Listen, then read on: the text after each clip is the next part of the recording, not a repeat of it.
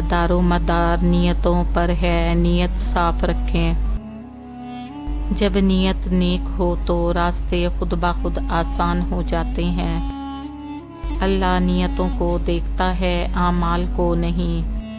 نیت انسان کی اصل قیمت ہے اور اللہ اس سے واقف ہے۔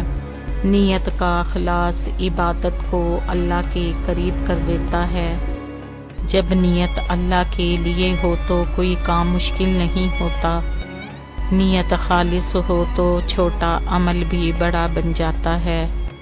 نیت کی خوبصورتی عمل کو نورانی بنا دیتی ہے۔ نیت کو اچھا رکھو، اللہ تمہارے عمل کو بہترین بنا دے گا۔